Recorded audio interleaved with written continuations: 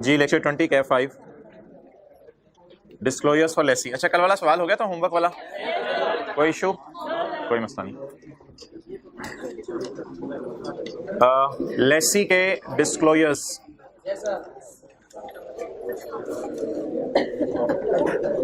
अच्छा भाई आपको एक मिनट शायद याद हो, लेसी डिस्क्लोजर में जनरल डिस्क्रिप्शन देते हैं और मैच्योरिटी एनालिसिस बनाता है, और लेसी डिस्क्लोजर के अंदर राइट ऑफ यूज का एक नोट बनाता है। क्लियर है, याद आ रही है बात?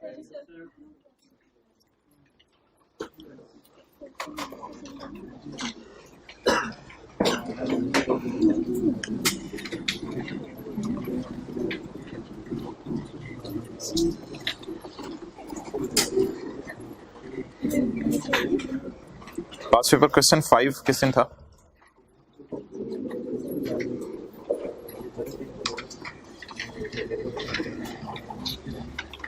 चलिए अब तो हमारे पास किताब है। पास पेपर क्वेश्चन 5 में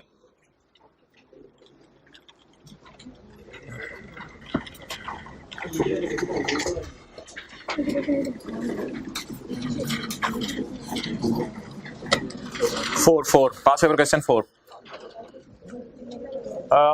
ये मैं आपके सामने बुक से खोल रहा हूं, आप पास पेपर का रेफरेंस दे लीजिएगा, घर जाके पास पेपर क्वेश्चन 4 खोल के देख लीजिएगा। फिलहाल आपको किताब में पास पेपर क्वेश्चन 4 खोलने की जरूरत नहीं है। अच्छा यार ये पास पेपर क्वेश्चन 4 है, miracle textile limited acquired a machine on lease. तो ये लेसी का नोट मांगा हुआ है, ये पेज नंबर है किताब का 124, लेसी का नोट मांगा हुआ है। लेसी का डिस्क्लोजर जरा मुझे रिवाइज कराएं, लेसी के डिस्क्लोजर में क्या क्या आता है जी, जरा देखते हैं लेसी के डिस्क्लोजर में क्या क्या आता है। एक मिनट चुप तसल्ली से। लेसी के डिस्क्लोजर में miracle textile note to the financial statements, एक तो आपको याद है राइट ऑफ यूज आता था IS 16 जैसा, opening addition, opening depreciation for the year. इसके बाद लेसी के डिस्क्लोजर में, लेसी के ना असल में 2 डिस्क्लोजर बनते हैं, एक राइट ऑफ और दूसरा एक लीज। लीज में आपको पता है पहले वाला इंग्लिश होती थी और दूसरा होता था मैच्योरिटी एनालिसिस। अब ये डिस्क्लोजर हमने पढ़े थे लेसी के। इन लेसी के, भाई ये मुनासिब नहीं है यार, ये इस तरह एंड पे बैठ जाया करें भाई। तो अब इन लेसी के डिस्क्लोजर्स को हम पढ़ने लगे हैं स्टैंडर्ड से, बल्कि अपनी किताब से, और साथ कंपेयर करने लगे हैं इस सवाल से। अब आप हजरा जरा मुझे रिवाइज करवा दें, लेसी कौन कौन से डिस्क्लोजर बनाता है? राइट ऑफ यूज IS 16 के जैसा, और लीज की इंग्लिश लिखता है, और साथ क्या बनाता है?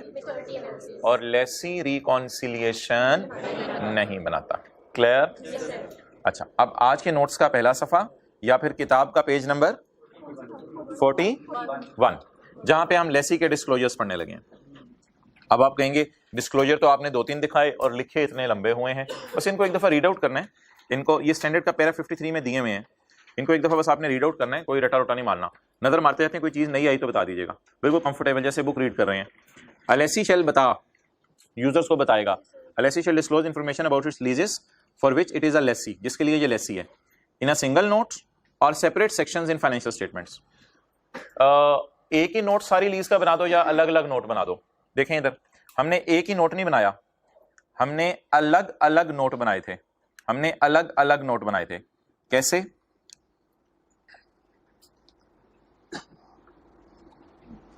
हमने एक नोट का नंबर रखा था 1 राइट ऑफ यूज, फिर अगले नोट का नंबर रखा था 4, यानी अलग अलग नोट बनाए थे। सिंगल नोट बना दो या इकट्ठे नोट बना दो। However, a lessee need not duplicate the information that is already presented elsewhere. किसी चीज को डुप्लीकेट करने की जरूरत नहीं है, किसी चीज को 2-2 दफा लिखने की जरूरत नहीं है कि इंटरेस्ट P&L में भी नजर आ रहा है, और मेरी बातें सुने, इंटरेस्ट P&L में भी नजर आ रहा है और नीचे नोट्स में जाके कहीं दोबारा लिख दिया हुआ लीज का इतना इंटरेस्ट है। डुप्लीकेशन की जरूरत नहीं है in the financial statement if that information is incorporated by cross reference in the single note. Cross reference याद है वो जो पैकेजेस की फाइनेंशियल स्टेटमेंट, क्रॉस रेफरेंस क्या होता था? बैलेंस शीट के फेस पे लिखा होता था नोट नंबर 40 और नीचे जाके उसकी डिटेल दी होती थी। कभी 25 ढूंढ रहे होते थे हम, कभी 20 ढूंढ रहे होते थे, तो काफी दिनों से गए नहीं, शायद भूल ना गया हो, तो नोट नंबर 20, नोट नंबर 25 लिखा होता था, उसे क्या कहते हैं? Cross reference. ये बातें छोड़ें, बातें जो मेन है वो आगे पढ़ें। लेसी के डिस्क्लोजर्स जी, डेप्रिसिएशन, यार डेप्रिसिएशन के डिस्क्लोजर की ऐसा जरूरत नहीं होती अलग से, क्योंकि डेप्रिसिएशन वैसे ही P&L में नजर आ रही होती है, तो डेप्रिसिएशन का अलग से डिस्क्लोजर कहीं देने की जरूरत नहीं होती, वो कहां नजर आ रही होती है? P&L में नजर आ रही होती है। इंटरेस्ट एक्सपेंस का भी कोई डिस्क्लोजर देने की जरूरत नहीं होती, क्योंकि वो भी कहां नजर आ रहा होता है, लेसी का भाई अटेंटिव है ना, ऊपर देखेंगे तो मैं भी शौक से पढ़ाऊंगा। तो इंटरेस्ट भी कहां नजर आ रहा होता है, लेसी का बोलें P&L में नजर आ रहा होता है। Expenses relating to short term lease, क्या आप इस एक्सपेंस का नाम बता सकते हैं? हाँ, rent expense. Rent expense relating to short term lease. भाई पॉज करना जरा वीडियो, कुछ हो रहा ना हो जाए, पॉज ही करना। अच्छा जी, एक्सपेंस रिलेटिंग टू बोलें short term lease. Short term lease में क्या एक्सपेंस होता है, जरा जबानी रिवाइज कराएं। नॉर्मल लीज में कौन सा एक्सपेंस होता है? इंटरेस्ट और शॉर्ट टर्म लीज में कौन सा एक्सपेंस होता है? Rent expense. The rent expense relating to short term lease, this expense need not include the expense relating to leases with a lease term of 1 month और less. अच्छा, एक मजे की बात सुने, आप बनाने लगे P&L। इसमें आपने रेंट है 9 months का। किस चीज का जी? मैंने जी गाड़ी ली है लीज पे। गाड़ी लो वैल्यू नहीं होती, लेकिन शॉर्ट टर्म लीज हो सकती है। 10 million किराया, जितना भी किराया, लीव इट। 10 दिन के लिए, बोले 10 दिन के लिए मैंने कोई मशीन किराए पे ले ली। हो सकता है मेरी मशीन लेट हो गई हो, मैंने मशीन किराए पे ले ली हो। क्लियर? अब ये डेटा है, अगर मैं P&L बनाऊं ना, तो P&L में मैं क्या लिखूंगा? शॉर्ट टर्म लीज का रेंट 10। दो यार फारक है, 2 तो महीने से भी कम की लीज है।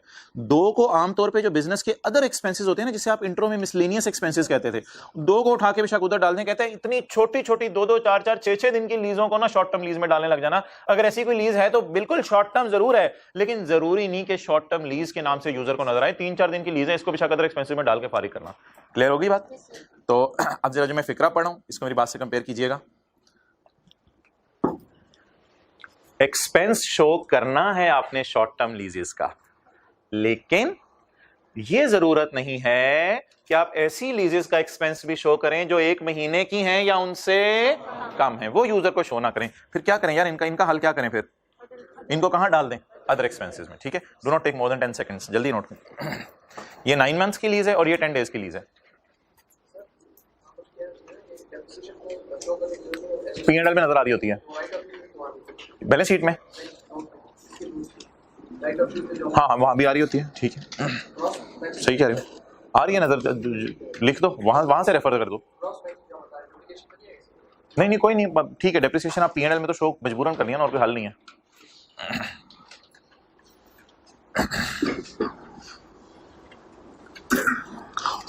ये ₹2 निहायत ही इमटेरियल है, जिसकी वजह से इसको आप इधर उधर भी फेंक दो तो कोई मसला नहीं।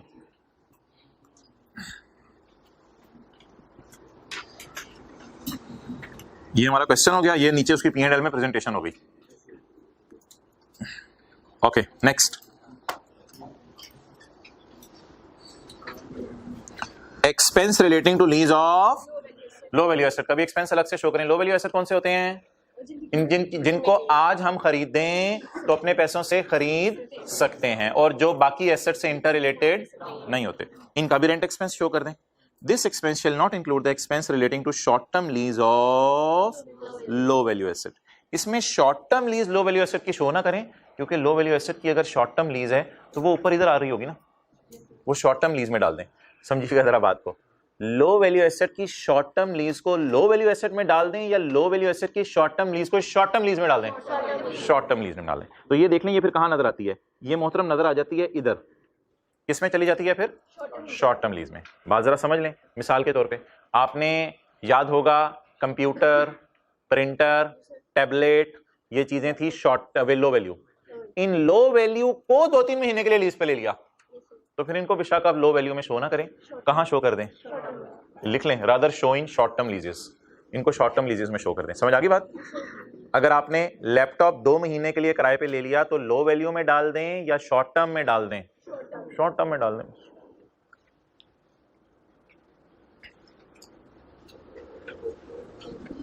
Rather show in short term lease. अच्छा यार, ये ना वेरिएबल लीज पेमेंट्स बार बार आते हैं, ये मैंने आपको पहले ही बताया था, हमारे सिलेबस में नहीं है, तो इसको बस अंडरलाइन कर लें, जहन में बात होनी चाहिए। ये भी एक डिस्क्लोजर है। अच्छा, अब ना ये डिस्क्लोजर हम पढ़ क्यों रहे हैं? एमसीक्यूज में ना अक्सर चीजें आ जाती हैं कि ये 4 डिस्क्लोजर हैं, बताओ इनमें से लेसी के कौन से हैं, लेसर के कौन से हैं। तो ऑब्वियसली ये लेसर का डिस्क्लोजर तो नहीं होगा, शॉर्ट टर्म और लो वैल्यू, ये तो किसका डिस्क्लोजर होगा, लेसी का। अच्छा, इनकम फ्रॉम सब लीज, सब लीज भी लेसी का डिस्क्लोजर होगा।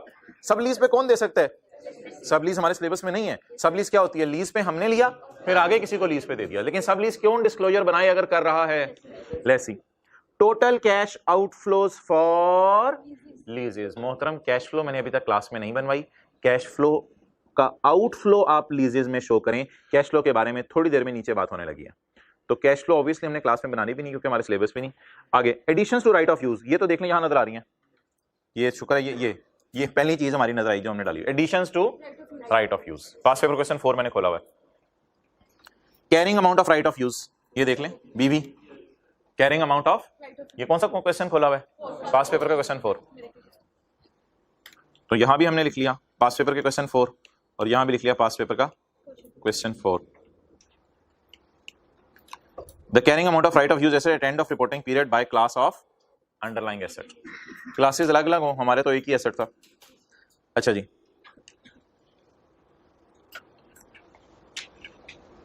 LSE shall provide the disclosures in para 53, ये वाले, ये जो सारे ऊपर पड़े हैं para 53 स्टैंडर्ड के। LSE shall provide disclosure in para 53 in a table form, ये टेबल फॉर्म में दे दें अनलेस आपको कोई और फॉर्म बेहतर लगे। असल में हम टेबल फॉर्म में नहीं देते, डेप्रिसिएशन P&L में पड़ी होती है, इंटरेस्ट भी P&L में पड़ा होता है, शॉर्ट टर्म लीज इधर पड़ी होती है और ये वाला नोट जो है अलग बन रहा होता है। तो जहां जहां आपका दिल चाहे दे दें, कोई मसला नहीं, टेबल फॉर्म में बना के देने, टेबल फॉर्म में बना के ये चीजें दे दें लोगों को। अच्छा, क्या ऐसा हो सकता है कि the amounts disclosed shall include cost that a lessee has included in the carrying amount of another asset during the reporting period? क्या ऐसा हो सकता है कि कोई लीज्ड एसेट हम इस्तेमाल करें किसी और एसेट को बनाने के लिए? बताएं। जैसे हमने जनरेटर को इस्तेमाल किया था बिल्डिंग बनाने के लिए, जैसे हमने लैब इक्विपमेंट को इस्तेमाल किया था इनटेंजिबल बनाने के लिए, क्या ऐसा हो सकता है कि कोई लीज्ड एसेट किसी और एसेट को बनाने में हेल्प करे, मे बी टेंजिबली बनाने में या इनटेंजिबल बनाने में हेल्प कर दे? तो ऐसी सूरत में उसकी डेप्रिसिएशन उसकी कॉस्ट में क्या हो जाएगी, ऐड हो जाएगी। अगर ऐसी बात है तो भी बता दें यूजर को। The amount disclose shall include the cost that lessee has included in the carrying amount of an other asset. मिसाल लिख लें, जैसे पास्ट पेपर का क्वेश्चन 6 था IS 38 का, लेकिन पास्ट पेपर क्वेश्चन 6 IS 38 उसमें लैब इक्विपमेंट की डेप्रिसिएशन डाली थी ना इंटेंजिबल की कॉस्ट में। पास्ट पेपर क्वेश्चन 6 IS 38 और आगे लिखें लैब इक्विपमेंट की डेप्रिसिएशन एसेट में डाली थी, लैब इक्विपमेंट की डेप्रिसिएशन इंटेंजिबल में डाली थी।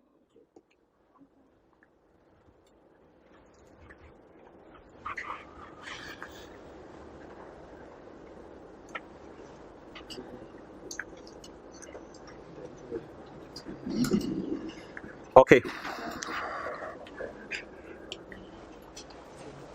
अच्छा जी, ये जो शॉर्ट टर्म लीजेस होती है ना, शॉर्ट टर्म लीजेस, इसमें अक्सर लोग कमिटमेंट्स भी कर लेते हैं।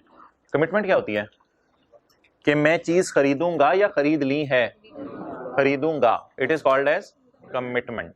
अच्छा, आप फर्ज करें आप शॉर्ट टर्म लीज कर रहे हैं गाड़ियों की और आपका इरादा है मैंने अगले साल प्लांट्स भी शॉर्ट टर्म लीज पे लेने हैं, इरादा है, और उस इरादे को आपने एग्रीमेंट भी साइन करके कमिट कर लिया कि अगले साल मैं तुमसे प्लांट लूंगा और लेसर को कह भी दिया मैं अगले साल तुमसे प्लांट लूंगा।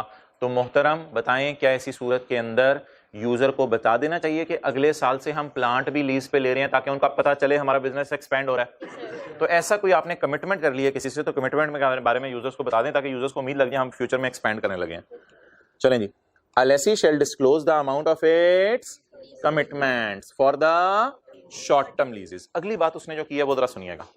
अगली बात ये है कि मिसाल के तौर पे मैं कहता हूं कि मैंने इस वक्त गाड़ियां कई सालों से शॉर्ट टर्म लीज पे ले रहा हूं, 2, 4, 15, 20 दिन के लिए, 2 महीने के लिए, 3 महीने के लिए, कई सालों से गाड़ियां शॉर्ट टर्म लीज पे ले रहा हूं, लेकिन इस साल मेरा इरादा है कि अगले साल से प्लांट भी शॉर्ट टर्म लीज पे लूंगा। तो आप बताएं क्या मैं अपना पोर्टफोलियो बदल रहा हूं, क्या मैं अपना पोर्टफोलियो एक्सपेंड कर रहा हूं? पहले मैं क्या चीजें लेता था लीज पे, अब मैं क्या लेना चाहता हूं, प्लांट। तो फिर मैं बता दूं, लेकिन अगर अगले साल गाड़ियों की कमिटमेंट की है फिर बताने की जरूरत नहीं है क्योंकि लोगों को पता है गाड़ियां तो मैं ऑलरेडी ले रहा हूं। जरा इंग्लिश पढ़ने की कोशिश कीजिएगा, ये याद नहीं करनी अंग्रेजी, पैरा 55 में लिखी हुई है स्टैंडर्ड में।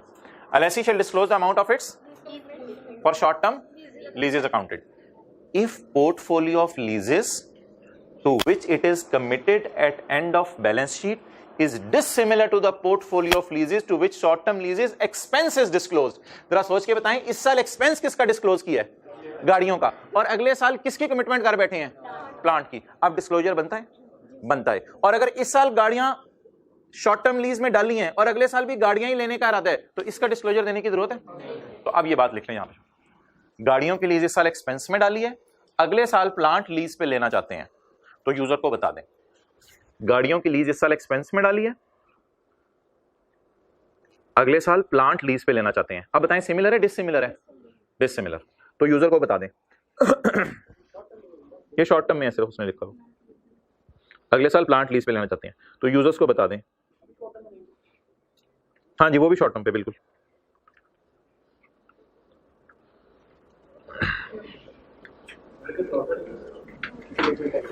हाँ, यहां पे नहीं उसने जिक्र किया। अच्छा जी, पॉइंट नंबर 5, 4 नहीं 5, if a lessee is measure right of use at revalued amount. अच्छा, वैसे हमने राइट ऑफ यूज किस पे रखा हुआ था? कॉस्ट पे रखा हुआ था 20,000 पे, लेकिन राइट ऑफ यूज को भी कभी कभी लोग किस पे ले जाते हैं? If right of use is measured at, बोलें the lessee shall disclose the information required by IS 16। IS 16 की रिक्वायरमेंट्स आपको शायद एक रिक्वायरमेंट याद हो, वैल्यूअर का नाम बताना होता है, लिख लें वैल्यूअर का नाम। तो फिर IS 16 वाली बातें भी बताएं, यानी किससे वैल्यू करवाया, किस दिन वैल्यू करवाया, क्या कीमत लगी है। पॉइंट 5,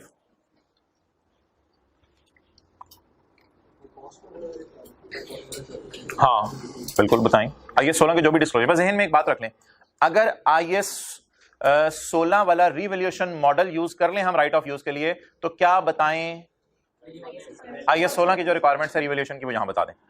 अगली चीज जी यार, अगर आप नहीं पॉइंट 4 में अगर आप लैंड एंड बिल्डिंग को एज अ लेसी एक्वायर करें और फिर आगे उसको लीज पे दे दें, तो बता दें लैंड एंड बिल्डिंग को लीज पे देना ये कौन सा स्टैंडर्ड लगेगा?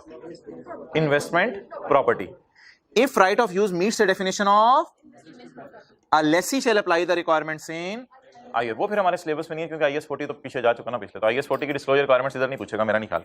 तो ये बात उर्दू में लिखें, हमने लैंड एंड बिल्डिंग लीज पे लिया और आगे सब लीज पे दे दिया। लिख लें, हमने लैंड एंड बिल्डिंग लीज पे लिया और आगे सब लीज पे दे दिया।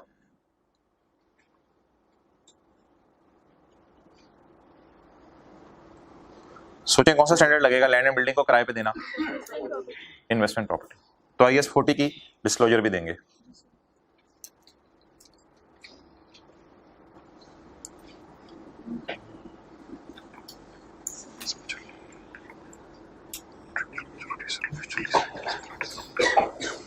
अच्छा यार, ये ना ऐसे ही आई कैप जरा जज्बाती हो गया था, उसने काफी सारी बातें लिख दी।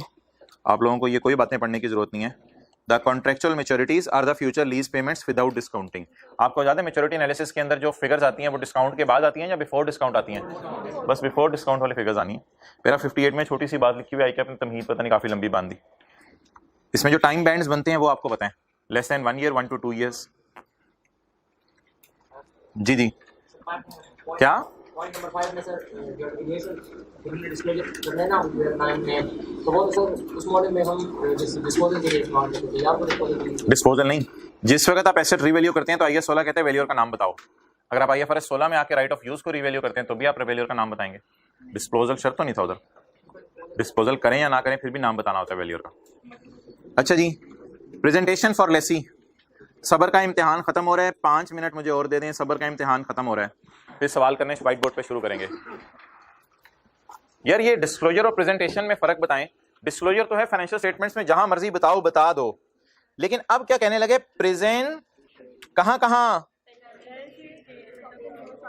प्रॉफिट एंड लॉस और cash flows, balance sheet, profit and loss और कैश फ्लोज। अच्छा जी, यहां वो पड़ी हुई है फाइनेंशियल स्टेटमेंट्स, ये पड़ी हुई है।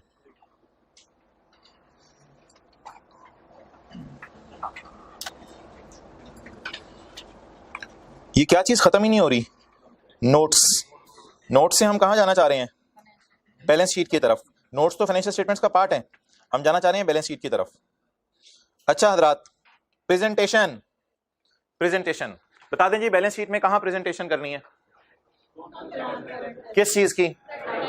लेकिन एक और गुंजाइश भी है, आप पीपी में क्लब करके डाल दें। एक और इजाजत भी है, पीपीई में इकट्ठी करके डाल दें। फिर ऐसी सूरत में क्या होगा, फिर नोट 22 में आपको तफसील देनी पड़ेगी, लेकिन आजकल लोग ये काम नहीं कर रहे, आजकल लोग आसान कर रहे हैं, फेस पे अलग अलग कर रहे हैं, प्रॉपर्टी अलग, प्रॉपर्टी प्लान इक्विपमेंट, ताकि ये आइए 16 वाली चीजें हो जाए और ये लीज वाली। लेकिन इसकी भी इजाजत है कि इन दोनों को क्लब कर दें, लेकिन इस सूरत में क्या होगा, नोट में जाके बताना पड़ेगा, इकट्ठा कर दें, कंबाइन कर दें, यानी राइट ऑफ यूज को इसमें जज़ब कर दें, फिर नीचे जाके बता दें कि दोनों अलग अलग कितने हैं।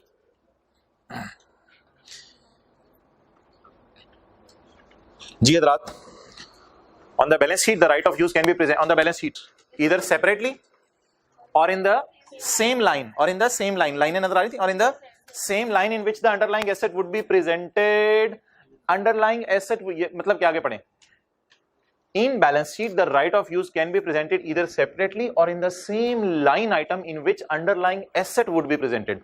underlying asset से मुराद लिखें PPE, underlying PPE would be presented। तो हो सकता है आप किसी और के साथ पीपी के साथ क्लब करके दिखा दें, इसकी भी इजाजत है। नेक्स्ट यार, अगली प्रेजेंटेशन किसकी है, लीज लायबिलिटी की बैलेंस शीट में। ये किसकी हो गई, इससे पहले हमने किसकी पढ़ी, राइट ऑफ लीज लायबिलिटी की तरह प्रेजेंटेशन देख लें कहां आ रही थी, ये हमने शुक्र है हाईलाइट की हुई है। नॉन करंट लायबिलिटीज में लीज लायबिलिटी आ रही थी और नीचे इसका करंट पोर्शन आ रहा था। इसमें देखते हैं कोई गुंजाइश है या फेस पे लगी शो करनी पड़ेगी जरा तजस्सुस। The lease liability can be presented either as a separate line, separate line ही आ रही थी, इधर एज अ सेपरेट लाइन और together with other liabilities, loan में क्लब करके डाल दें, वैसे लगेगा अजीब सा, एंड टुगेदर विद, इधर भी अदर लायबिलिटीज के साथ ऐड करने के जाते हैं। फाइनेंशियल लायबिलिटीज क्या होती हैं, ये हम IFRS 9 में पढ़ेंगे, with other liabilities. If right of use and lease liability are not presented separate, यानी किसी के अंदर करके डाल दिए गलती से आपने, गलती नहीं है, माजरत इजाजत है, an entity discloses in the notes, तो नीचे जाके बता दें to the carrying amount of those items and line item in which they are, फिर नीचे जाके बता दें कि मोहतरम ये जो आप पीपी देख रहे हो ये पीपी धोखा है, नीचे जाके नोट 22 में पढ़ो, राइट ऑफ यूज अलग से इसी में मैंने डाल दिया है। फिर ऐसी सूरत में 27 9 2 5 में 7 9 जमा हुआ होगा, इधर दोनों बातों की क्या है, इजाजत है। लेकिन अगर आप इसको मर्ज करते हैं तो क्या जरूरी है, नोट में जाके, तो उत्ते ही फिर ब्रेकअप दे दो, इसलिए लोग आजकल ऊपर ही ब्रेकअप दे रहे हैं। अगला क्या होगा, ये बैलेंस शीट होगी, अगला बताएं क्या होगा, इन स्टेटमेंट ऑफ प्रॉफिट और लॉस एंड ओसीआई भी हम पढ़ेंगे क्या होती है। द डेप्रिसिएशन चार्ज आपने शो करना है, in presented in the same line in which similar expense such as depreciation shown, इसमें अलग की जरूरत नहीं है, सेम लाइन में ही डाल दो, क्लब करके मर्ज करके डाल दो, कोई मसला नहीं। The interest expense on lease is presented as a finance cost, is presented as a part of finance cost. यार P&L में देखें लाइनें कौन सी होती हैं, P&L में देखते हैं लाइनें कौन सी होती हैं, sale, cost of, gross profit, admin, distribution, other expenses, other income, finance cost. इसमें इंटरेस्ट पड़ा होगा, लेकिन अगर आपको ब्रेकअप चाहिए इसका, वो नोट में आ रहा होगा। क्लियर? तो P&L में कहां डालें, सेल में डाल दें इंटरेस्ट को, कॉस्ट ऑफ सेल में डाल दें इंटरेस्ट को, कहां डालें, फाइनेंस। ये P&L का फॉर्मेट हम किस टॉपिक में पढ़ेंगे, फाइनल अकाउंट में, थोड़ा सा पढ़ा हुआ वैसे आपने कभी, sale, cost of sale, admin, selling, finance cost. Okay, आगे जी, आगे। However, amount of interest on lease has to be disclosed in the notes। Depreciation जरूरी नहीं लग दिखाना, लेकिन इंटरेस्ट ऑन लीज नोट्स में जरूर दिखाना है। तो अगर आप घर जाके देखेंगे interest on lease, total interest कितने, ये इसमें कोई ना कोई इंटरेस्ट ऑन लीज होगा, ये कहां मिल जाएगा हमें, कितना होगा, नोट 41 में। क्लियर? अच्छा बता दें, वैसे बैलेंस शीट के फेस पे सारे इंटरेस्ट आने, P&L के फेस पे सारे इंटरेस्ट आने पॉसिबल हैं, या P&L के फेस पे एक ही लाइन आती है फाइनेंस कॉस्ट, फिर उसमें जितने भी इंटरेस्ट हैं वो कहां जाके मिल जाएंगे, नोट 41 में। ओके, अब किसकी जी प्रेजेंटेशन रहेगी, बोले कैश फ्लो की। अच्छा, कैश फ्लो क्या होती है, इंस्टॉलमेंट, प्रिंसिपल या इंटरेस्ट? ओ भाई, कैश क्रेडिट आप इंस्टॉलमेंट की फिगर से करते हैं यार, खुदा का खौफ करें। कैश क्रेडिट किससे होता है, से, प्रिंसिपल से, इंटरेस्ट से। तो मैं पूछ रहा हूं लीज में कैश कितना जाता है, इंस्टॉलमेंट वाला कॉलम कैश में जाता है या प्रिंसिपल वाला या इंटरेस्ट वाला? प्रिंसिपल इंटरेस्ट जमा करके इंस्टॉलमेंट वाले कॉलम के आगे आप क्या लिखते थे, cash credit. Okay, cash flow के अंदर दो बातों की बात होगी, नंबर 1 नॉर्मल लीज कहां शो होनी है, और नंबर 2 शॉर्ट टर्म लीज और लो वैल्यू एसेट। किसी को कैश फ्लो के 3 हिस्से याद हो? देखते हैं जरा, रिवाइज कर लेते हैं। ये फाइनेंशियल स्टेटमेंट्स तो आपने डाउनलोड कर ली हुई है, पता नहीं कब की। कौन कौन से हिस्से होते हैं कैश फ्लोज में? Operations, operating activities, operations day to day के, इन्वेस्टमेंट्स, फिक्स्ड एसेट्स खरीदना और इसी किस्म की चीजें, ठीक है। Investing activities, financing activities, loan लेना, फाइनेंसिंग, शेयर कैपिटल इशू करना, फाइनेंसिंग। जरा रिवाइज कराएं कैश फ्लो। ऑपरेटिंग में क्या आता है? डे टू डे के ऑपरेशंस, इन्वेस्टिंग में फिक्स्ड एसेट लेना और फाइनेंसिंग में लोन वगैरह लेना। अच्छा जी, अब आप देख लें in statement of cash flow lease payments, PV नहीं, लीज पेमेंट पूरी फिगर होती है इंस्टॉलमेंट वाली। Lease payments are classified with the payments on other financial liabilities. कैसे? The part of lease payment that represent principal. Principal कहां show करना है आपने? Is presented in financing. Principal कहां शो करना है? जैसे लोन कहां शो करते हैं, याद है? लोन FR1 में कहां शो करते थे? फाइनेंसिंग में। तो प्रिंसिपल कहां शो करना है? अब क्या बच गया? अंडरलाइन किया हुआ पढ़े बस। इंटरेस्ट कहां? एमसीक्यू उसके लिए बातें कर रहा हूं, कैश फ्लो बनानी तो नहीं आएगी आपको। इंटरेस्ट कहां शो करना है? या ऑपरेटिंग में या यहां उसने आपको मर्जी दे दी। असल में कुछ लोग कहते हैं इंटरेस्ट ना डे टू डे का चक्कर है, क्योंकि इंटरेस्ट का ताल्लुक हर साल से है, तो वो लोग राय देते हैं इंटरेस्ट को किस में डाल दो? ऑपरेटिंग में। और कुछ लोग कहते हैं नहीं यार, ये जब प्रिंसिपल फाइनेंसिंग में पड़ा हुआ है तो फिर ये भी फाइनेंसिंग में डाल दो। दो फिरके थे, दोनों में लड़ाई होगी, तो स्टैंडर्ड ने दोनों को कहा जो मर्जी करो, जिसका दिल चाहता है ऑपरेटिंग में डालना ऑपरेटिंग में डालो, जिसका दिल चाहता है फाइनेंसिंग में डालना फाइनेंसिंग में, जाओ मेरी तरफ से। लेकिन प्रिंसिपल को फाइनेंसिंग में। जबानी याद कर लें, अब ये रोटे घर जाके मानने का टाइम नहीं मिलना। प्रिंसिपल को कहां शो करना है और इंटरेस्ट को या ऑपरेटिंग में या फाइनेंसिंग में। आखिरी चीज क्या बच गई? शॉर्ट टर्म लीज की पेमेंट, और इसमें प्रिंसिपल इंटरेस्ट होता ही नहीं, ये पूरा रेंट ही होता है। इसको कहां शो करना है? ऑपरेटिंग, क्योंकि ये तो डे टू डे ऑपरेशंस के लिए 2-3-4 महीने के लिए आपने चीजें ली होती हैं, इसको ऑपरेटिंग में शो कर दो। ये जरा बात याद रखिएगा। तो बस जितना से मैं एरो लगा रहा हूं ना वो याद रखना है। प्रिंसिपल को फाइनेंसिंग में, जितना मैं एरो लगा रहा हूं बाकी नहीं पढ़ना। इंटरेस्ट को ऑपरेटिंग में या फाइनेंसिंग में, और शॉर्ट टर्म लीज और लो वैल्यू एसेट को ऑपरेटिंग में शो करते हैं। अंडरलाइन भी हुआ है वही।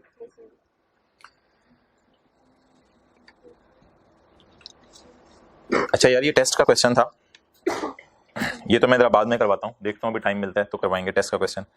इसमें वही थी अकाउंटिंग ईयर एंड और लीज ईयर एंड आपका डिफरेंट था, और मैच्योरिटी एनालिसिस भी बनाना था।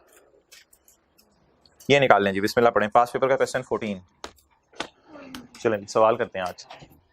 काफी दिन हो गए थे, मैंने कहा लेसी का सवाल कराए हुए, जरा भूल गया होगा आपको, लेसी का सवाल भी कर लें, पढ़ लें। इसमें एक दो नई चीजें हैं वो आप मुझे बता दें, बाकी इसमें सारी पुरानी चीजें हैं। दो नई चीजें अंडरलाइन कर लें बस, और बाकी सवाल आसान है। चलें आज बस रिवीजन ही करनी है, जल्दी करें। Call limited is preparing financial statement for the year and. कल शायद हम नया स्टैंडर्ड शुरू कर दें। IFRS 16 खत्म नहीं हुआ, IFRS 16 पे हम ब्रेक लगा देंगे और फिर ये बाद में करेंगे, क्योंकि IFRS 16 एकदम हो जाए सारा तो चीजें मिक्सअप हो सकती हैं। तो कल शायद हम नया स्टैंडर्ड शुरू कर दें।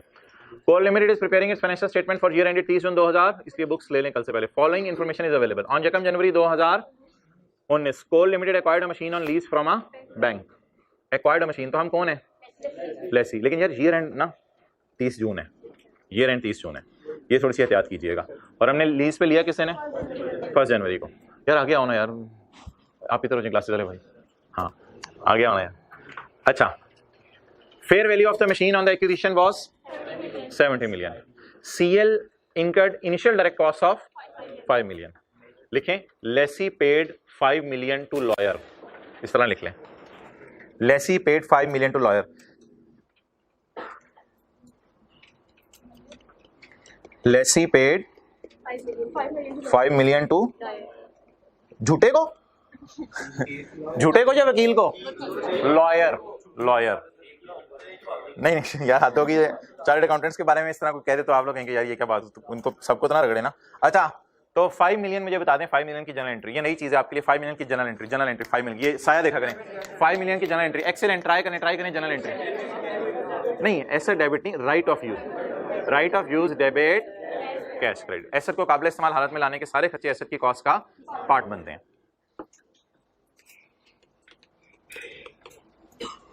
राइट ऑफ यूज, ये नई चीज थी आपके लिए लेसी की किताबों में। लेसर की किताबों में ऑपरेटिंग लीज में IDC मैंने करवाई थी, वो मैं आपको सवाल एक दफा दिखा दूंगा, आपके जहन से निकल गया होगा। लेकिन फिलहाल छोड़ें। लेसी ने किसको पैसे पे किए? लॉयर को। जैसे ट्रांसपोर्टेशन, इंस्टॉलेशन एसेट की कॉस्ट का पार्ट बनती है, ऐसे ये भी एसेट की कॉस्ट का पार्ट बन जाएगा।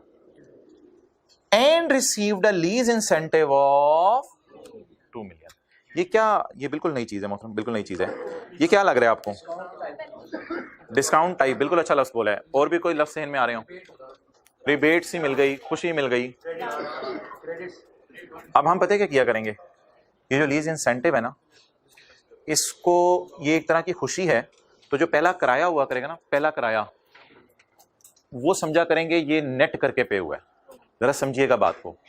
लेसी लेसर से नाराज होके जा रहा था, या तेरे से मैंने लीज पे लेनी नहीं, तू बहुत महंगी चीजें बेचता है, मैं जा रहा हूं। ऐसे लेसी जा रहा था, मैं जा रहा हूं, मैंने नहीं तेरे पास आना, मैं जा रहा हूं, मैं जा रहा हूं।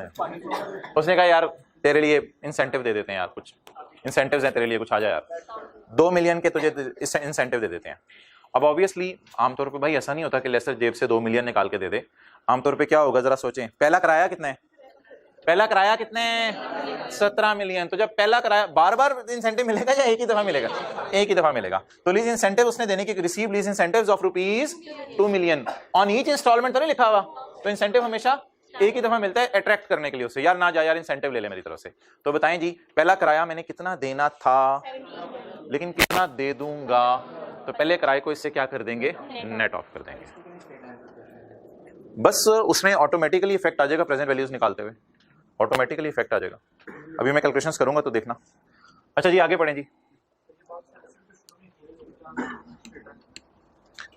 आगे पढ़ें जी। Lease terms are as follows. Lease term कितनी है जी? 4 साल। और यूजफुल लाइफ 10 साल। लगाएं जी 5 टेस्ट। लेसी का सवाल है, कौन बोला था, हाथ खड़ा करें, कौन बोला था लेसी है? लेसी के सवाल में 5 टेस्ट नहीं लगने। अच्छा, अब जरा खड़े होके यहां बता दें, क्या मशीन लो वैल्यू है? ना ना भाई, मशीन तो प्लीज मशीन ना होता है पूरा, तो machine is not a low value. और लीज टर्म 4 years, क्या ये शॉर्ट टर्म लीज है? Not a short term lease, not a low value asset. तो ऐसे ही अपने समझने के लिए, not a low value and not a, तो फिर लीज किस तरीके से सॉल्व करेंगे? वो जो पुराना तरीका होता था, right of use, lease liability, principal, interest, सब कुछ इसी तरह करेंगे। क्लियर? अच्छा यार आगे चलें। इंस्टॉलमेंट 17 मिलियन की आपने देनी है, is to be paid annually in, ऐसे ही हमने नजर मार ली कि ये फिगर जरा याद रखनी है। यहां से आके ना ऐसे, ये फिगर जरा 2 मिलियन की नई आई है, आज भूल ना जाए। ये मैं इसको नहीं कहूंगा 5 मिलियन, कोई नई चीज है, ये सादा सी बात है। एसेट को काबिल इस्तेमाल हालत में लाने के खर्चे एसेट की कॉस्ट का पार्ट बनते हैं। द इंटरेस्ट रेट छुपा हुआ in the lease is 15.096% per annum at the end of lease. At the end of lease का क्या मतलब है? 31 दिसंबर 22, 31 दिसंबर 22, 31 दिसंबर 19, 31 दिसंबर 20, 31 दिसंबर 21, 31 दिसंबर on 31 December 22 lessee has an option. लेकिन इस लाइन को आज पढ़ना है गौर से, एक नई बात इसमें है। Lessee has an option to purchase the machine at its fair value. Fair value पे ही तू ले ली, वो कितने की होगी? It is not certain that lessee will exercise. Lessee कहता है यार तूने फेयर वैल्यू भी देनी है, तो मुझे इस वक्त नहीं पता मैं लूंगा या नहीं लूंगा, उस वक्त देखी जाएगी। बता दें आप परचेज ऑप्शन को हम बीच में प्राइस को डालें, या लेसी सर्टन नहीं है अभी के पेमेंट होनी है या नहीं? लेसी सर्टन नहीं है, इसलिए कोई टेंशन लेने की जरूरत नहीं है। आपने इसको आज पहली दफा सवाल में इग्नोर करना है। ये लाइन मेरे ख्याल से किसी सवाल में लिखी नहीं होती थी, it is not reasonably certain. अच्छा हाँ, मुझे पता था अभी ये कोई सवाल पूछेगा, ये सवाल जरा सुन लें, पूछ लिया एक भाई ने। अगर खाली ये लाइन लिखी होती, at the end of lease term CL के पास ऑप्शन है टू परचेज कर ले machine at a fair value of 25, और अगली लाइन ना लिखी होती, भाई फिर पेपर में नोट डाल के आ जाते आप कि फेयर वैल्यू पे खरीदना उसके लिए फिजिबल नहीं है, वो तो फिर कहीं से भी जाके खरीद सकता है, इसलिए मैंने 25 मिलियन को सवाल में इग्नोर कर दिया। फिर आप नोट डाल के आ जाते हैं मैंने 25 मिलियन को सवाल में इग्नोर कर दिया, क्योंकि अगर फेयर वैल्यू पे इसी से लेनी है, इसी से भी जाके ले लें, फिर इससे क्यों लेनी है मैंने चीज। ओके, बहरहाल आप बता दें परचेज ऑप्शन में एक्सरसाइज कर रहा हूं या नहीं कर रहा। सवाल कह रहे लेसी को कोई अभी इरादा नहीं है इसका परचेज ऑप्शन एक्सरसाइज करने का, तो मैं परचेज ऑप्शन एक्सरसाइज नहीं कर रहा। इस बुनियाद पे डिसीजन होना है लेसी की बुक्स में डेप्रिसिएशन का। भूल तो नहीं गई शुरू वाली क्लासें, 5 सिनेरियोज ऐसी समझने के लिए किए थे, केस 1 2 3 4 5। लेसी डेप्रिशिएट 4 साल पे करेगा या 10 साल पे, ये बातें भूल तो नहीं गई, ये बातें भूल तो नहीं गई। अगर सवाल में लिखा हो कि तुम्हें ओनरशिप मिल जानी है तो कितने साल पे? 10 साल पे। अभी सवाल में क्या लिखा हुआ है कि ओनरशिप, तो इसलिए हम कितने अरसे पे डेप्रिशिएट करें एसेट को? 4 साल पे। Shorter of lease term and useful life, तो लीज टर्म कितनी है? 4 साल। और अगर ओनरशिप ट्रांसफर हो जानी होती 10 साल, तो यहां पे लिखें आपको रूल भूलना गया हो, लेसी बुक्स डेप्रिसिएशन का रूल, और आगे फिर मैं इंग्लिश लिखवाने लगा हूं। ये बातें लिखा करें, आखिरी दिनों में रिवीजन में हेल्प करती हैं। लेसी बुक्स डेप्रिसिएशन का rule, as ownership will not transfer at end of 4th year. यार बुक्स पे लिखे ना, बुक्स पे लिखें, as ownership will not transfer at the end of 4th year, so we will depreciate over shorter of 4 and 10। Past paper का question 14 है ये, book का page 128। As ownership will not transfer at end of lease, so we will depreciate over shorter of lease term and useful life. Depreciate over shorter of lease term and useful life.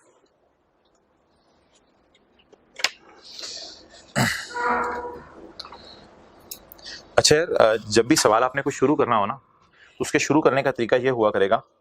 तो अल्लाह का शुक्र है हमारे पास book मौजूद है, तो उसको शुरू करने का ये तरीका हुआ करेगा कि हम उसकी समरी ज़रा रिवाइज कर लिया करेंगे।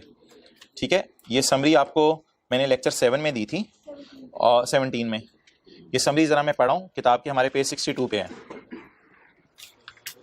जी भाई, लेसी की कौन सी लीज हमारी साबित हुई है अभी किताब में ना? ये पेज बनेगा 62। लेसी की कौन सी लीज रिकॉर्ड हुई है? Recording of right of use and lease liability. जी, वर्किंग्स में क्या करूंगा बोले? लीज पेमेंट्स और present value of lease payment. अब समरीज को यूज करना सीखें। लीज पेमेंट्स और present value of amortisation schedule में बनाऊंगा। कहां से शुरू करके? Present value of lease payment से। अगर ओनरशिप ट्रांसफर हो जानी है तो परचेज ऑप्शन की प्राइस डालूंगा। सवाल में लिखा हुआ है कोई ओनरशिप ट्रांसफर, तो खाली मैं रेंटल ही लूंगा, खाली मैं रेंट। जीआरबी यूजीआरबी सवाल में गिवन ही नहीं है, और यूजीआरबी लेसी में वैसे इग्नोर करते हैं। यहां तक क्लियर हो गया? ये हो गई वर्किंग्स। जनरल एंट्रीज में करूंगा राइट ऑफ यूज डेबिट। ये बात आपको बताई नहीं हुई थी, ये आज बता रहा हूं। आईडीसी की क्या एंट्री करूंगा? लॉयर फीस की कैश क्रेडिट। ये भी समझ नहीं आएगी, ये भी समझ नहीं आएगी। और अगली entry lease liability, interest, depreciation. और डेप्रिसिएशन में जो बात अगर आपको भूली हो, समझे, अगर परचेज ऑप्शन अवेलेबल है या ओनरशिप मिल जानी है मुफ्त में, तो फिर यूजफुल लाइफ। वैसे एक आपस की बात हूं, ये जो दो बातें मैंने लिखी है ना, ये लेसर के पहले 2 टेस्ट थे। इत्तफाकन वही बातें हैं, इत्तफाकन वही बातें हैं। ये लेसर के पहले 2 टेस्ट थे, कोई इनको कंपेयर नहीं करने बैठ जाना, ऐसे ही याद करने के लिए बात कर रहा हूं। लेसर के पहले 2 टेस्ट भी यही होते थे, तुमने लेसी को मुफ्त में दे देना या मार्केट प्राइस से कम पे बार्गेनिंग करके दे दोगे तुम उसे। अगर जवाब यस आता था, दोनों में से एक काम उसे फाइनेंस के दे। लेकिन इस बात को छोड़ें, इत्तफाकन ये लेसर के 2 टेस्ट हैं, आज जरा जहन में लेके आए। तो लेसी अपने आप से ये सवाल किसी और मकसद के लिए पूछता है। लेसी अपने आप से ये 2 सवाल इसलिए नहीं पूछता कि इसने फाइनेंस या ऑपरेटिंग डिसाइड करनी है। लेसी अपने ये एंट्री करते हुए ये सवाल पूछता है। लीज तो चलते चलते यहां तक पहुंच चुकी होती है, ये एंट्री जब करनी आती है तब लेसी अपने आप से 2 सवाल पूछता है। तो हमने इसको ये कर दिया कि इस एंट्री के करते हुए आपने ये सवाल पूछना है अपने आप से कि ओनरशिप ट्रांसफर होनी है या नहीं होनी। बहरहाल हमारे सवाल में 4थे साल के एंड पे ट्रांसफर, इसलिए हम किसके ऊपर डेप्रिशिएट करेंगे? If ownership will not transfer, depreciate over lease term and useful life.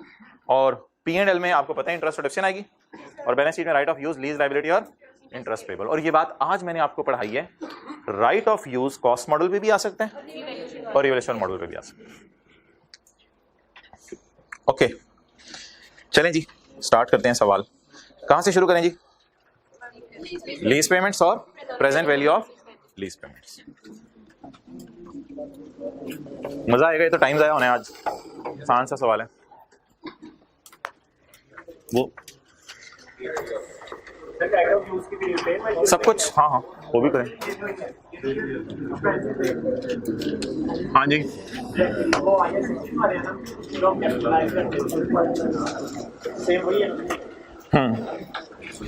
उन जैसे हैं ट्रांसपोर्टेशन, इंस्टॉलेशन, सारी चीजें। डिसमेंटलिंग में मैं पढ़ाऊंगा। अच्छा, जिनके पास किताब है, आप इन्होंने क्वेश्चन 14 पे क्या लिख लिया? Lecture number 20। ओके, अच्छा जी, पेज 128 के ऊपर हमारा ये सवाल है। हमने स्टार्ट कहां से करना है जी हजरात? लीज पेमेंट्स और present value of lease payments. अच्छा जी, बता दें, ये 17 मिलियन है, कितने साल तक पे करेंगे? 4 साल तक। थोड़ी देर के लिए ऊपर देखें, थोड़ी देर के लिए भूल जाएं कि ये लाइन सवाल में मौजूद है। थोड़ी देर के लिए भूल जाएं कि ये लाइन सवाल में मौजूद है। तो किसी को याद हो हम क्या करते थे? लीज पेमेंट्स 17, पहली वाली 17, हाँ मुझे याद है 17 × 4 करते थे। मुझे याद है 17/4 करते थे, लेकिन आज जरा आपको पता है एक चीज आई है बीच में, उसको जरा डिटेल से समझाना है मैंने। तो लीज पेमेंट मुझे अलग अलग करके लिखते थे बच्चों की तरह। 17 दूसरे साल का किराया, तीसरे साल का किराया, चौथे साल का किराया, 17 टोटल 68। बट हमारे सवाल में तो एक लाइन मौजूद है, उस लाइन को पढ़ना पड़ेगा, उस लाइन को पढ़ना पड़ेगा। पढ़ें जी, वो क्या लाइन है? लेसर ने लेसी को क्या दी है? ओए कॉल लिमिटेड इथे आ, मैं तुम्हें 2 मिलियन की खुशी देना चाहता हूं। अब ऑब्वियसली कुछ लेसर ऐसे करते हैं कि पैसे दे देते हैं, कुछ कहते हैं यार पहली किस्त में से कटवा लो। समझे बात को, समझे बात को। लेसर ने लेसी को खुशी की खबर सुनाई है कि मैं तुम्हें एक इंसेंटिव देता हूं, तो लेसर की जेब से ये पैसे जाने चाहिए और लेसी की जेब में आने चाहिए। तो लेकिन एक और तरीका क्या हो सकता है? किराया आना है ना पहला वाला, तो उसी में से नेट कर लेते हैं। बताएं जी, ये सही है या मैं यहां 17 - 2 लिख दूं? 15 ना लिखिएगा, ऐसे कंफ्यूजिंग घर में समझ नहीं आएगा 15 क्या है। 17 - 2। तो लेसी ने बताएं पहली किस्त में इंसेंटिव अवेल करेगा। बोले लेसी पहली किस्त में क्या अवेल करेगा?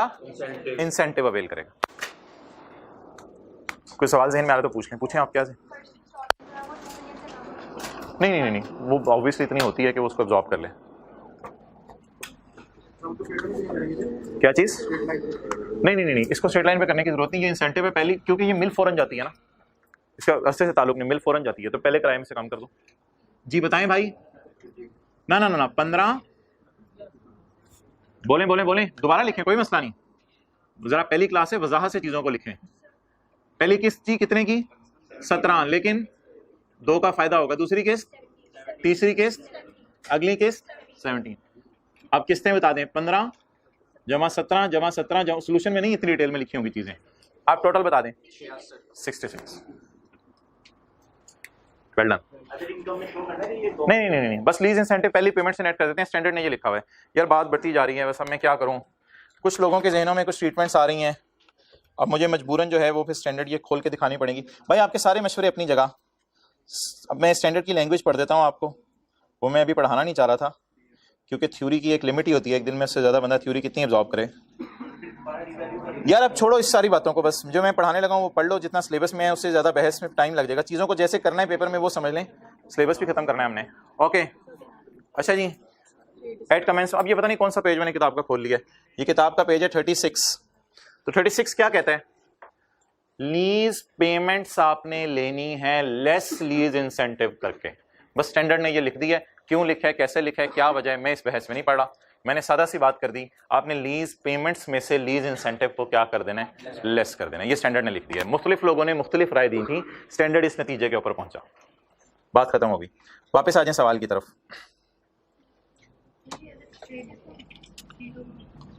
हम 17 देने जा रहे थे, उसने कहा 2 रुपए की खुशी ले लो, बस इंसेंटिव खुशी मिल गई, पहले किराए में से माइनस कर दिया, बात खत्म।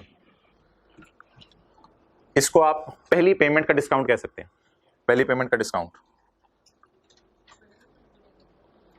आप बताएं जी, लेसी पहला किराया 17 का देगा या 15 का देगा?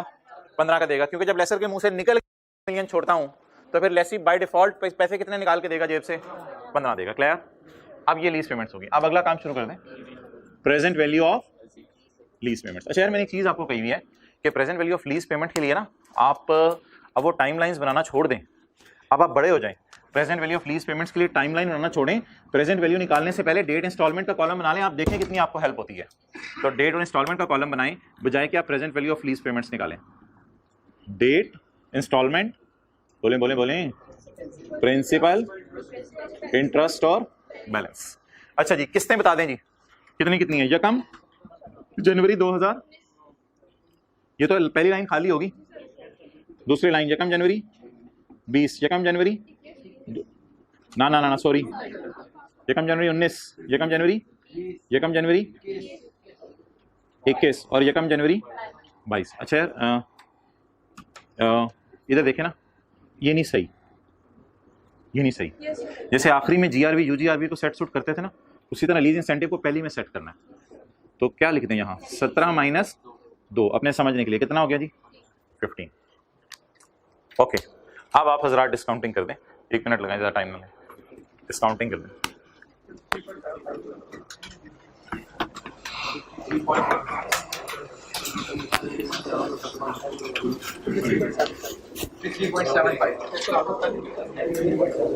राउंड ऑफ करना है या नहीं करना आपका अपना डिसीजन है, बिल्कुल कर सकते हैं राउंड ऑफ।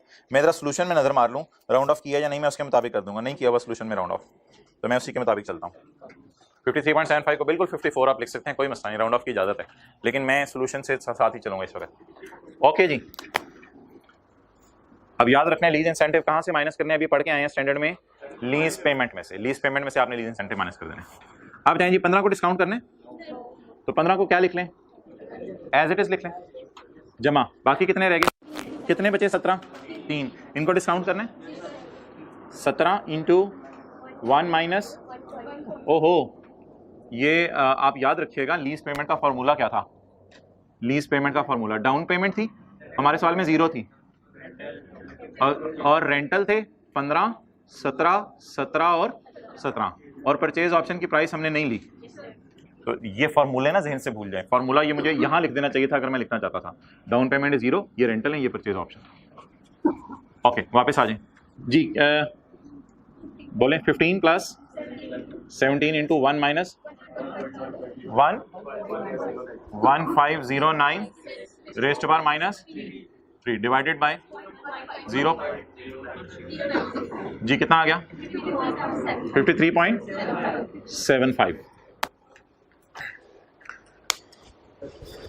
आज हाँ टोटल इंटरेस्ट आप लिख सकते हो,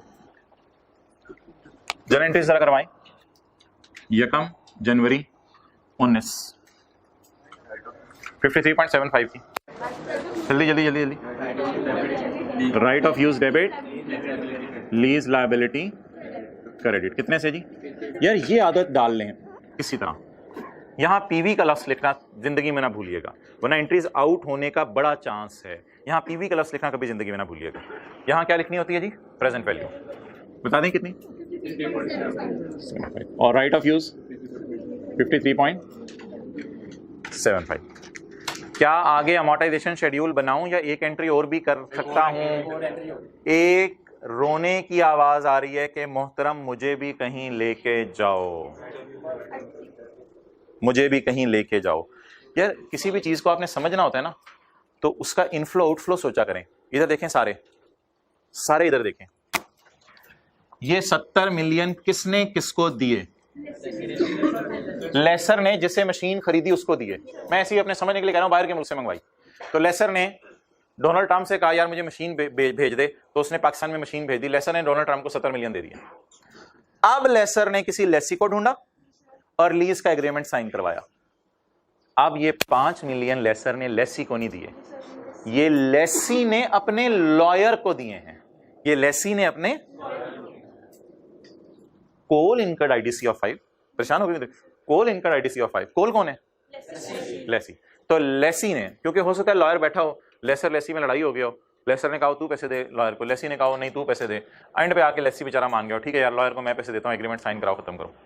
सीएल इनकर्ड बोले आईडीसी ऑफ 5 मिलियन, और लेसी को 2 मिलियन की खुशी लेसर की तरफ से मिली, और लेसी ने 4 साल तक 17 मिलियन लेसर को देना है। तो यहां से जरा बातें रिवाइज करवा दें। 70 मिलियन क्या है जी, लेसर ने हमारे लिए एसेट खरीद के रखा हुआ है, हमने लॉयर को कितने दिए, हमने लेसर से कितनी खुशी लेनी है, हमने 4 साल तक लेसर को कितने देने हैं, 17 मिलियन।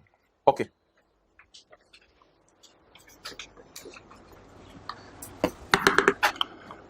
$5 मिलियन का बता दें जी किसने खर्चा किया है, किसने, लेसी ने, 1 जनवरी 19, lawyer fees, right of use debit, cash credit, 5 million.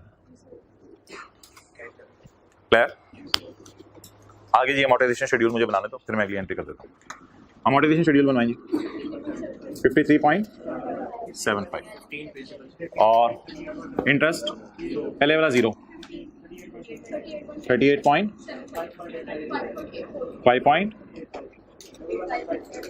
Solution में देख लो क्या 5.84 किया हुआ है, 5 किया हुआ है, 5 है, 5.85,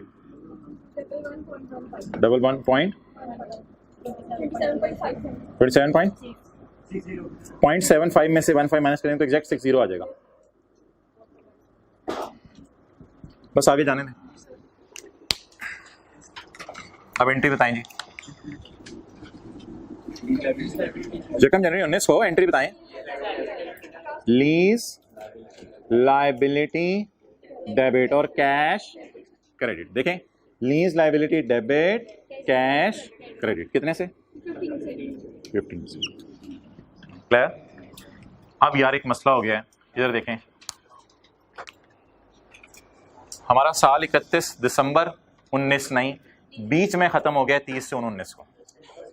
30 जून 19 को खत्म हो गया है, तो हमारा साल बीच में आके खत्म हो गया, तो इंटरेस्ट बुक करें, डेप्रिसिएशन बुक करें या अगला साल शुरू करें? बुक करें। अच्छा, मुझे जरा सोच के, नहीं, एक मिनट, थोड़ा सा जरा फोकस करना है, मुझे जरा सोच के बता दें, ये इंटरेस्ट साल का नहीं लग रहा आपको? ये साल का नहीं लग रहा, क्योंकि आपने इस पे 38% पे पूरे साल का रेट लगाया। ये इंटरेस्ट कितने अरसे का है?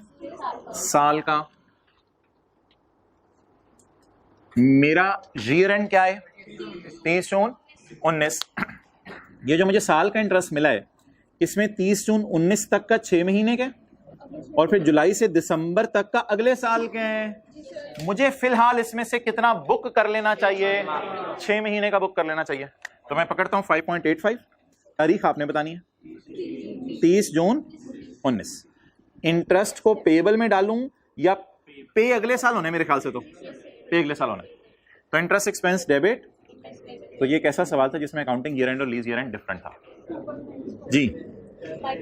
हाँ, interest will be multiplied by 6/12, 5 into 6/12,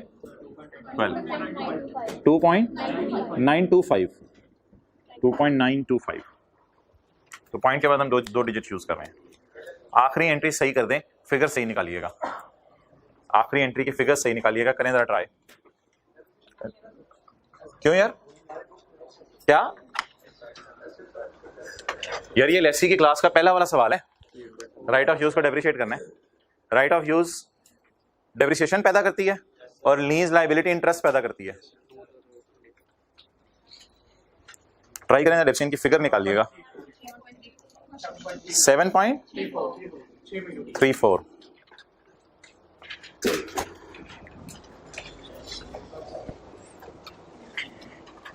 सवाल तो छोटा सा था लेसी का, लेकिन अच्छे खासे कॉन्सेप्ट इसके रिवाइज हो गए। ओके, बताएं जी, 30 जून 2019। यार मुझे कॉस्ट बता दें मेरे एसेट की, कॉस्ट बता दें राइट ऑफ यूज की। 53 point plus 5 ROU plus ROU ना, वो इंस्टॉलेशन भी होती, वो भी हम ऐड कर देते जी। 58 पॉइंट, कितने लोगों ने गलती से 53.75 पे निकाल दी डेप्रिसिएशन? तो क्या वो लेसर ऑपरेटिंग लीज थी, ये लेसी की है। क्या चीज? Cost of right of use, मेरा मतलब है, यानी कॉस्ट ऑफ, बोलें right of use, cost of right of use. चलें जी, बताएं। Depreciation debit, accumulated depreciation credit. पकड़ें जी कॉस्ट को, 58 पॉइंट। अब मेरा सवाल है कि 4 से डिवाइड करना है या 10 से डिवाइड करना है, उसके लिए देखना पड़ेगा। चौथे साल के एंड पे वो कह रहे हैं परचेज करने का भी मेरा कोई इरादा नहीं है, तो इसका मतलब है शॉर्टर क्या आ जाएगा? 4। तो 4 शॉर्टर आएगा, लेकिन ऑब्वियसली यार अभी तो लीज शुरू हुए सिर्फ 6 महीने हुए हैं, इनटू 6/12, 7.34।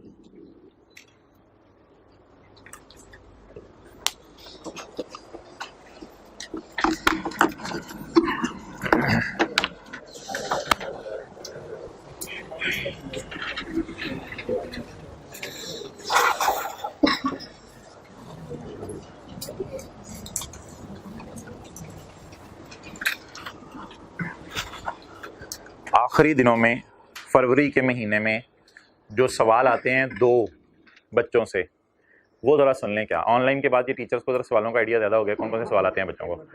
2 सवाल आते हैं बच्चों के।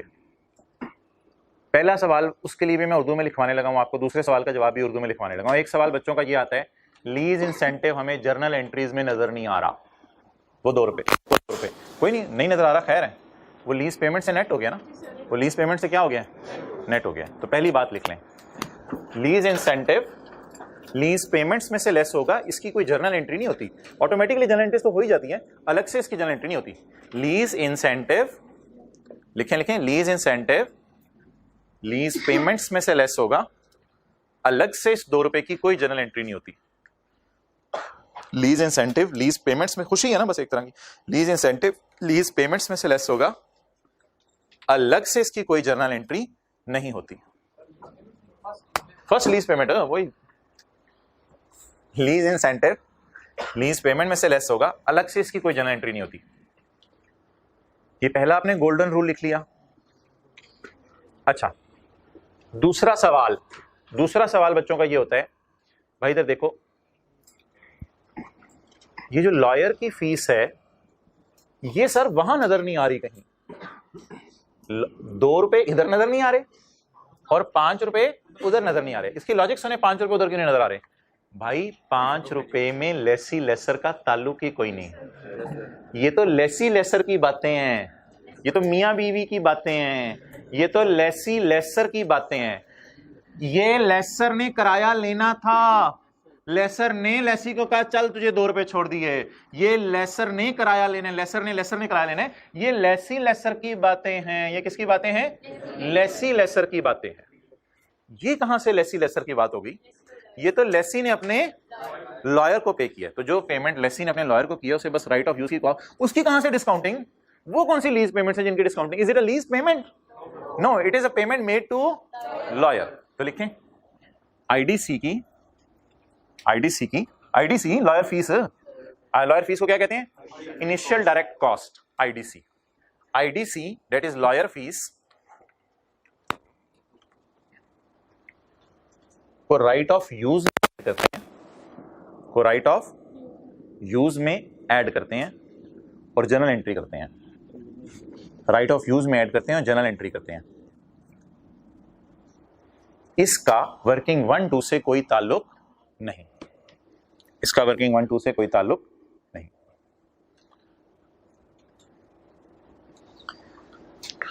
वैसे मुझे बताएं वर्किंग 1-2 किसकी डिस्कशन हो रही होती है? वर्किंग 1-2 में लेसर और लेसी की, लेसर और लेसी की।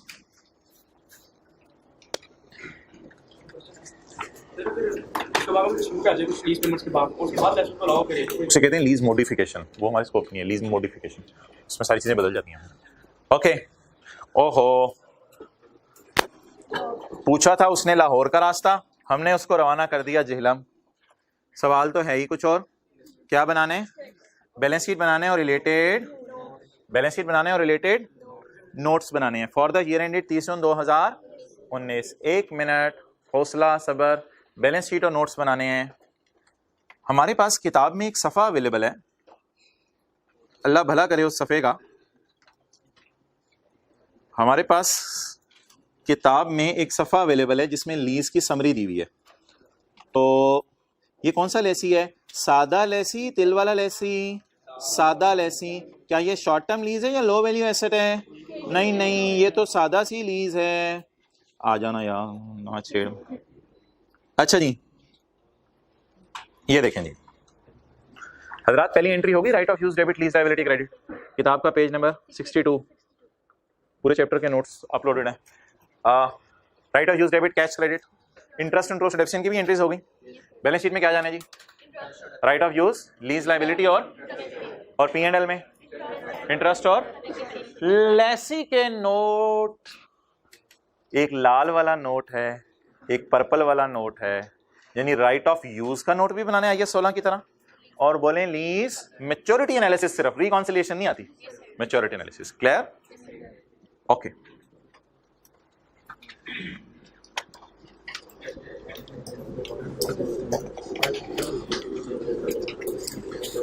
जी हजरात, बैलेंस शीट मांगी और नोट मांगे। अब बैलेंस शीट बनाने का मैं आपको टाइम नहीं दे रहा, बैलेंस शीट बनी पड़ी है। मैं सिर्फ आपसे इसकी फिगर्स पूछ रहा हूं जबानी कैलकुलेटर पे। 30 जून 19 की बैलेंस शीट में बता दें राइट ऑफ यूज कितना आने का, लेटर पकड़ के लाओ कैमरा इधर। 58.75 पकड़े यार प्लीज। 58.75 माइनस 7.3, 51.41। क्लियर? नेक्स्ट हाँ अच्छा यार, अब थोड़ा सा टेंटिव रहने। बैलेंस शीट बनाने के लिए हमारे साल की पेमेंट के नीचे, जब आप हमारे साल की पेमेंट के नीचे लाइन लगाएंगे तो हमारा साल है 30 जून 2019। तो 30 जून 2019 के साल में जो पेमेंट हुई है वो सोचे कब हुई है, 19 के साल में ये पेमेंट हुई है। ये चला जाएगा करंट में और ये चला जाएगा, ऐसा ही है, ये करंट में चला जाएगा और ये 27.6 और 11.15 और इंटरेस्ट पेएबल तो निकला पड़ा इधर कितना है 2.9। अच्छा अगर बैलेंस शीट डायरेक्ट बनानी पड़ जाती, तो यार यहां से ना अब देखना सीखें। पहला सवाल मेरा, मैं ना यहां खड़ा हूं ना यहां खड़ा हूं, मैं यहां पे खड़ा हूं 30 जून 2019। यहां खड़े होके मुझे बताएं इंटरेस्ट पे हो रहा है कोई 30 जून 19 को, बल्कि पे तो अगले साल हो रहा है, लेकिन वो 12 का हो रहा है, पूरे 12 महीने का, तो वो 12 महीने का हो रहा है। तो यहां पे खड़े होके कितने महीने का अभी तक पे नहीं हो सका, तो डायरेक्ट मुझे 5.85 पकड़ के कितना लगाने की आदत होनी चाहिए, 6/12। तो वो मेरा क्या आ जाएगा, बोले इंटरेस्ट पेएबल। ये क्या बन गई, बैलेंस शीट। ये क्या बन गई, अब क्या बनाना है, नोट में एक तो मैच्योरिटी एनालिसिस और दूसरा राइट ऑफ यूज। अच्छा नोट उसने से 30 जून 2019 का मांगा है। ओहो यार ये 18 जो है ना किसी वजह से यहाँ लिखा रह गया, ये कोई और सवाल कॉपी हुआ था, वो कॉपी पेस्ट में आ गया गलती से, इसको काट दें यहाँ से। 18 का क्या ताल्लुक है, 18 में तो हमारे साल में लीज ही नहीं थी। अच्छा जी, नोट बनाने के लिए क्या करना है जी, हमारे साल की पेमेंट के नीचे लाइन लगा दें। यार अब जिस तरह मैं बोलूंगा उस तरह सुनना है, ये रटा प्रोग्राम कोई नहीं है। 30 जून 20 के साल में 17 पे करना है,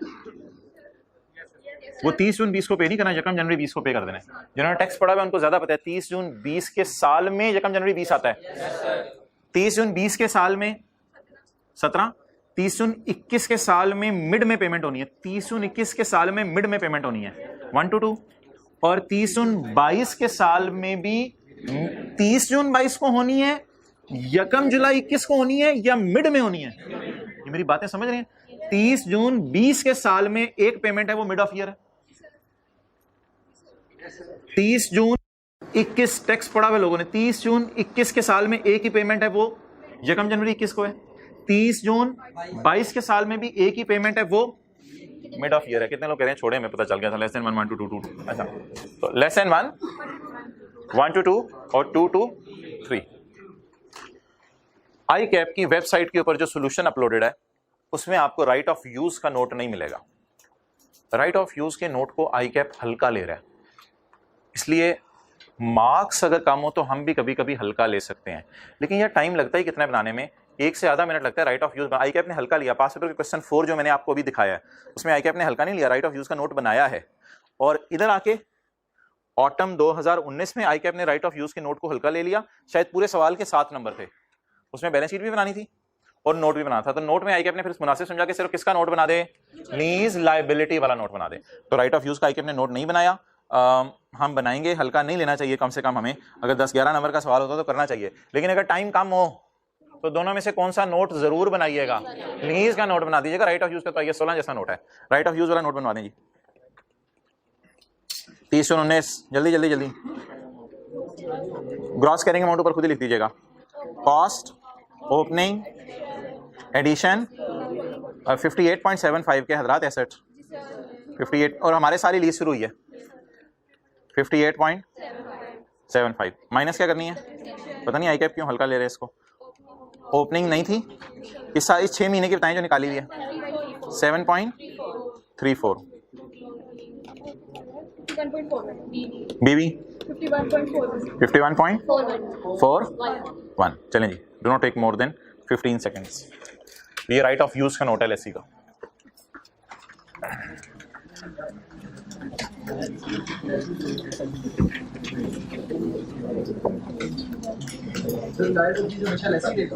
नहीं, जब लेसर देगा उसकी काउंटिंग हमने कल पढ़नी है।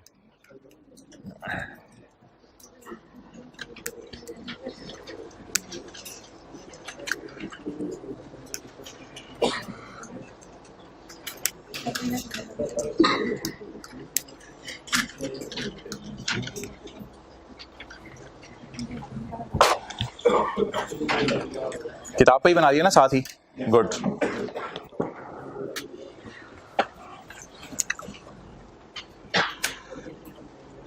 शायद ये समझने के लिए नीचे ऐसे ही मैंने 2 एंट्रीज की हुई हैं, असल तो 4-5 एंट्रीज थी जो आपको सारी बता दी हैं।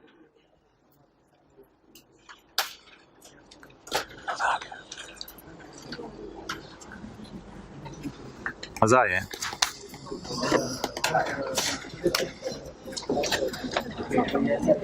जी हजरात, ये कैसे पता चला था? ये नॉर्मल लीज है, ना शॉर्ट टर्म लीज है और ना लो वैल्यू एसेट था। लीज इंसेंटिव को पहली पेमेंट में से नेट ऑफ कर देना, आईडीसी को जर्नल एंट्रीज में लेके जाने, लॉयर फीस को और उसकी एंट्री कर देनी है कॉस्ट में ऐड करके, जैसे ट्रांसपोर्टेशन इंस्टॉलेशन ऐड करते थे, right of use debit cash credit.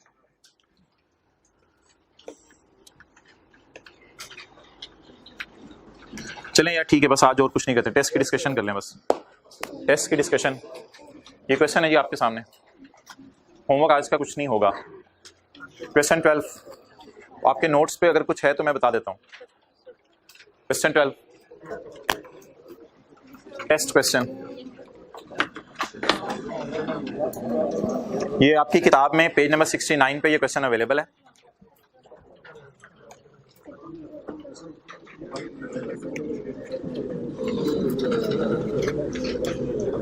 On यकम अक्टूबर 2008, आपने मुझे बताना है लेसी का सवाल है या लेसर का सवाल है। उसामा, मोबाइल मेरे पास भी है। ऑन यकम October 2008 ABC limited leases a machine to number company, यही था लेस का सवाल। Date and estimated life of the lease period is also 4 year. ओ हाँ, एक बात हजरात आपको बतानी थी, मैं भी सोच रहा था जहन से निकली हुई है। एक बात आपको बतानी थी बहुत इंपॉर्टेंट, और ये मैंने रोक के रखी हुई थी काफी अरसे से। लेसी, मोबाइल यूज ना करें, लेसी के केस में जरूरी नहीं कि present value of lease payments fair value के बराबर आए। लेसी के, अभी मैं लिखवा देता हूं सब, मेरी बात पहले समझें। लेसी के केस में जरूरी नहीं कि present value of lease payments fair value के, इसकी वजह सुन लें। असल में लेसीज जो है ना आजकल ज्यादा अरसे के लिए एसेट लीज पे नहीं लेते, दुनिया बड़ी तेजी से बदल रही है, तो वो ना 3, 4, 5 साल के लिए लीज पे ले लेते हैं, फिर बाद में अपने पैसों से खरीद लेते हैं या बाद में कोई नई चीज ले आते हैं।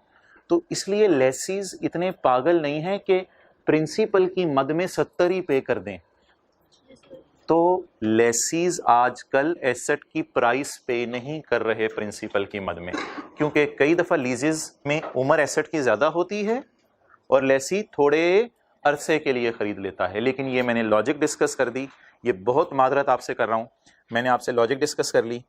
हमारा जो बुनियादी सफ़ा है वो है समरी वाला, वो सफ़ा हमें सिखा चुका है कि राइट ऑफ यूज़ को फेयर वैल्यू पे रिकॉर्ड नहीं करना, वो सफ़ा हमें सिखा चुका है। इसी वजह से मैंने बोला था आदत डालने किसी तरह इसके सामने पीवी लिखने की। अब आप देखें फेयर वैल्यू 70 मिलियन आ रही है, लेकिन मैं किस पे रिकॉर्ड कर रहा हूँ, इसीलिए मैंने इसका नाम एसेट नहीं रखा, मैंने इसका नाम रखा है हक इस्तेमाल करने का 4 साल तक हक। इसका नाम मैंने एसेट रखा ही नहीं, मैंने क्या रखा है 4 साल तक इस्तेमाल करने का हक। तो अब आप लिखें लेसी के केस में जरूरी नहीं कि present value of lease payment fair value के बराबर आए, बड़ा बड़ा करके कहीं लिखना है। लेसी के केस में जरूरी नहीं, किताब में ना शुरू में एक सफा खाली है हर चैप्टर के, वो इसी चीज के लिए है। IFRS 16 के शुरू में सफा खाली होगा, ये IS 16 है। लेसी के केस में ये जरूरी नहीं, बताएं, कि present value of lease payment fair value के बराबर आए।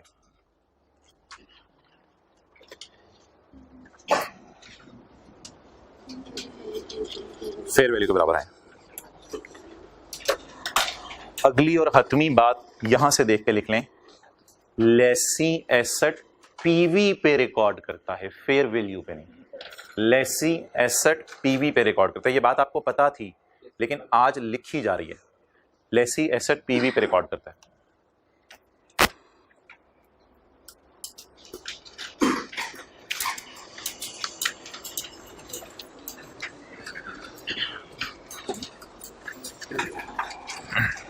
और ये जो आपने बात लिखी ना लेसी एसेट पीवी पे रिकॉर्ड करता है, इसके नीचे ये एंट्री लिखें, और पीवी का लफ्ज लिख के साथ, ताकि ये बात की जरा बेस भी याद रहे। ROU debit, lease liability credit.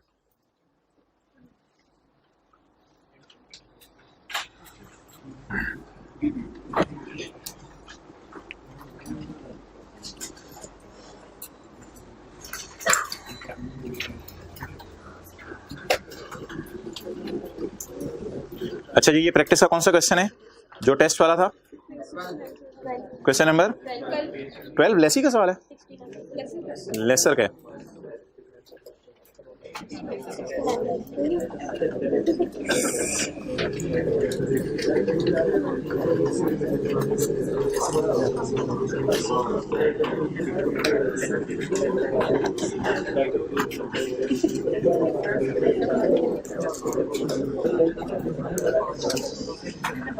मैं इस वक्त आज के नोट्स के दूसरे सफ़े पे हूं और ऑनलाइन में पूरी लीज का चैप्टर अपलोड कर दिया गया है। मैंने साथ किताब का पेज 93 सॉल्यूशन का खोला हुआ है। ओके, आज के नोट्स का दूसरा सफ़ा या किताब का क्वेश्चन का ये सफ़ा। ऑन यकम October 2008 ABC limited leases machine. अच्छा, कैलकुलेटर साथों में हो, आपने मुझे इंटरेस्ट और सारी चीज़ें अलग अलग बतानी है। ऑन यकम October 2008 ABC Limited leases a machine to number company that had estimated life of 4 years.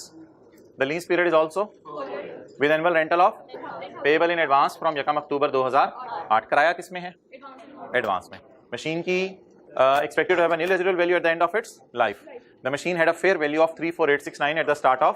The lesser includes interest at 10% per annum। आगे सारा छोड़ दें।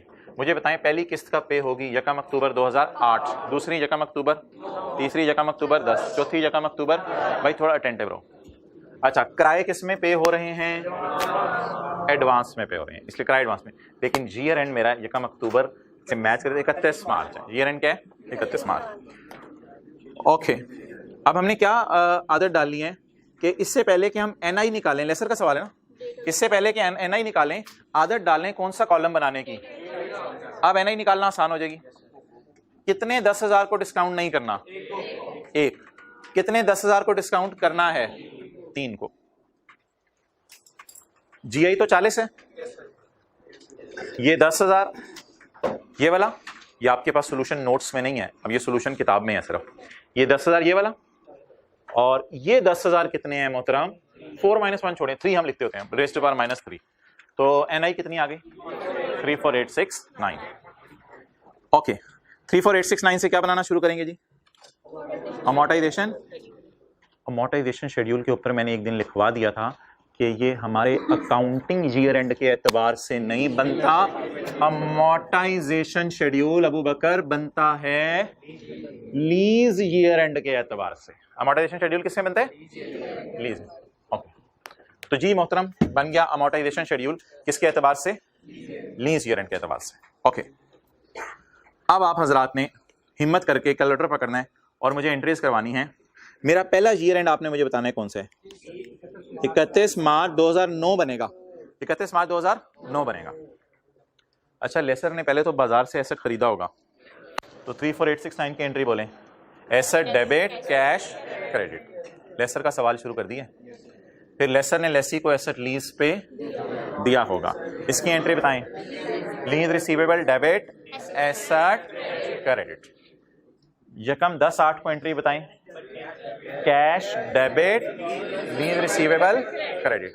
यहां थोड़ा सा पॉज करें और बताएं 31 मार्च पे खड़े होकर मुझे इंटरेस्ट बुक कर लेना चाहिए।